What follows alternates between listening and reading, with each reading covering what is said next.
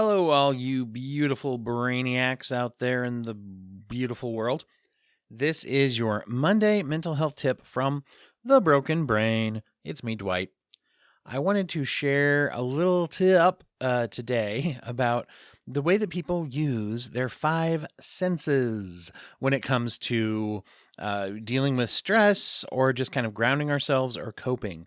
The use of our five senses is one of the most available tools for stress management that we have because we do tend to carry those around with us wherever we go, whatever senses we got.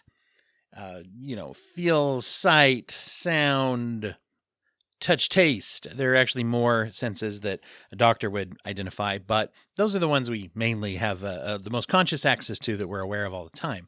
And today I want to focus on smell because sight, sound, and touch, those kinds of things, they seem pretty obvious. I can kind of list in my mind what I can see, what I hear. I can get real descriptive. That's a brown couch. That's a round car, or whatever it is that I see, a round red car. There we go. If you have a car like that, let me know. I'd love to know what model and make that is.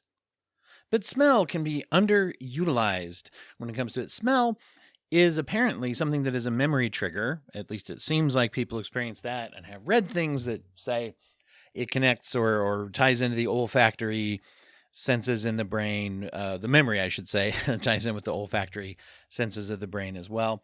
It certainly seems to be that way. In the words of the immortal Will Smith, a barbecue grill can spark off nostalgia. There we go. The smell of a barbecue grill. I think I got that right from the Some Summertime rap that he did way back when. Nailed it. But either way, smell can be tied to emotions. Think about a bad smell and how everybody reacts around it. It's like, oh my gosh, did you smell that? Oftentimes, people even want to share bad smells with each other. So tremendously emotional. Same can be said for comforting smells.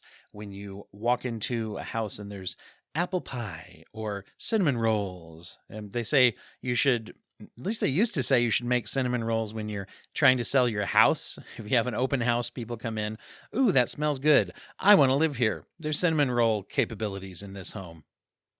And they're off the charts.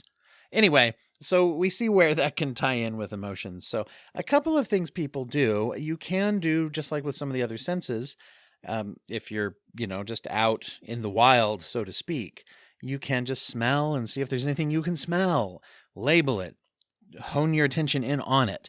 But mostly when people are talking about the use of smell, when it comes to mental health relief or stress management, usually people do it on purpose. And many people will even make a little kit that they can carry around with them, a sensory kit. And smell is one that oftentimes people will utilize. I've known people who have put a little Ziploc baggie in their car, in their purse, wherever, that has cinnamon sticks in it, for example, because they smell for a while. Some people use cotton balls with essential oils, peppermint oil, orange oil, one of the many combination oils that's supposed to elicit joy, I think is the name of one of the essential oils that I have in a little glass vial right now. I won't keep listing the different flavored smells or whatever. Don't drink them. Don't call them flavors. The different scents of all essential oils, I think you get it.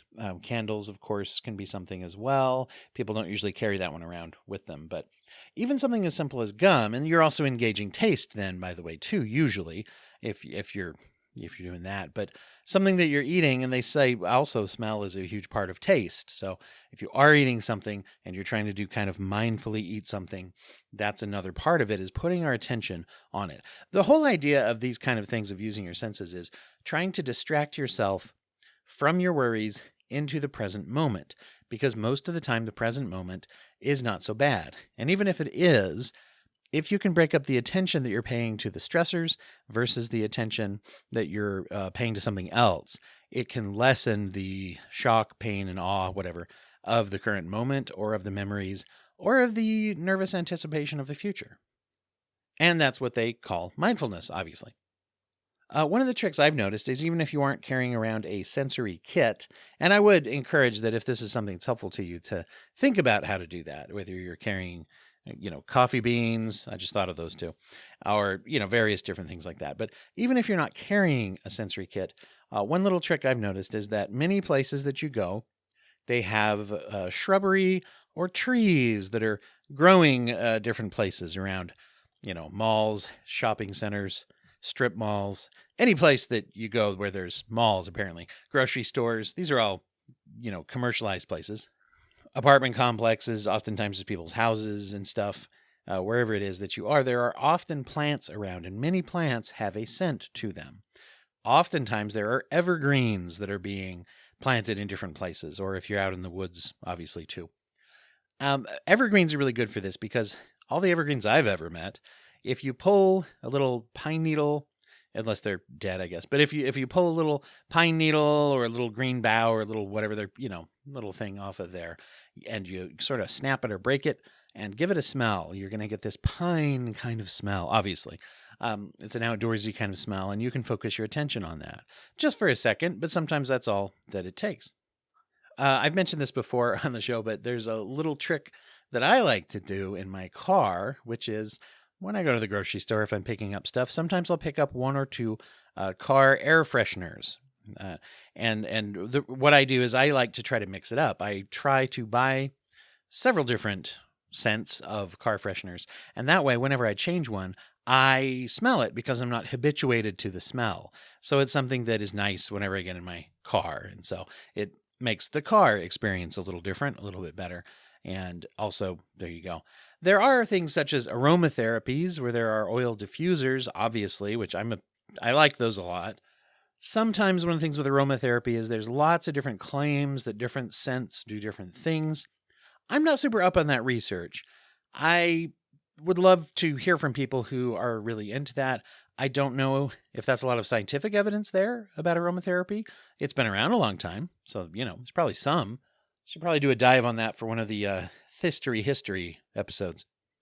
But either way, whether or not, you get into the deeper and more specific thoughts about things like aromatherapy, there's no question, but smell is distracting. It does pull our attention away, and it definitely pulls it into the current moment because it's whatever we're currently smelling. Like I said, too, it also can trigger memories. So you could even get into triggering specific memories on purpose to see if that's helpful as well. So the other little last aspect I'll mention of smell is that it involves breathing. And if you think about calming down, what's the first step of most meditation? It's breathing, putting your attention on your breathing deeper than you usually are. If someone tells someone to calm down, what do they say? Take some deep breaths. When we do breathe deeper, we oxygenate our blood more. Oxygenated blood, apparently, right, according to doctors, it's going to lower our heart rate, the speed of it, and it's going to send a message to the brain that all is well. If we find ourselves in fight, flight, or freeze mode, sometimes more oxygen can actually reverse that and start to calm the brain down because it's a slowing of a process. The brain is sort of evolved to ramp up quickly and calm down slowly. If you think about it as a survival mechanism, that kind of makes some sense, doesn't it? Let me give a quick shout out to our charity of focus this month, which, if you go back to the episode with Brian Belt, you will hear more about, which is Mental Health Awareness and Creative Arts Gallery at stigmafree.art. They do a lot of good work helping people through application of visual arts, mainly. They offer free art classes and work with people who are struggling with addiction and mental illness. They are doing some cool programming with Drug Court right now. Also, if you search up Mental Health Awareness and Creative Arts Gallery, the and is an ampersand as well often. If you search up their Facebook group, they're always posting different things in the area where they operate mainly or online activities and things to help. They're located in Hudson, New York, and a great local charity. You can donate to them. Also, if you join the Patreon this month, the month of October, 50% of your donation will go to the Mental Health Awareness and Creative Arts Gallery for the duration of your time being a paid patron of the show. That will go. And it's 50% of whatever your pledge amount is, not just the amount that comes from Patreon. That's kind of important to me because it's easier. That's one of the main reasons, but it also gives the charity a bit more. So you can safely say that the majority of money that you do donate to Helping the Broken Brain will help that charity, as well as give you access to our bonus materials. And by the way, someone joined the Patreon just the other day, which is in the month of October already, and that gave me time to go ahead and send 50% of their donation to that already. So I really look forward to that each month when I send out those donations that come from y'all. It gives me a nice attachment to the charities that we have highlighted. And I think all, if not all, most, since we started doing this, have had some people that have joined during the month of that charity. And so I'm able to actually see those charities and keep looking at their websites throughout the time. So that's a gift also you guys give to me by doing that, as well as doing your kind of two birds with one stone. Not a nonprofit here at the podcast, but I do try to put out a lot of resources here and on my website for free or extremely low cost is kind of the idea. I feel like that's tied in with the mental health work that I'm trying to do. And you all are helping with that, even just by listening. If you give the program a good rating on your app of choice, if you provide funding, a one-time donation, or join the Patreon, or even just tell someone about that doesn't cost anything, by the way, to just tell someone about the show. Hopefully you find it to be worth it to share that. And I really appreciate the feedback that I've gotten from some people as well recently. Love y'all. Glad you're here. There'll be a new interview episode coming out tomorrow. So enjoy that. Bye-bye.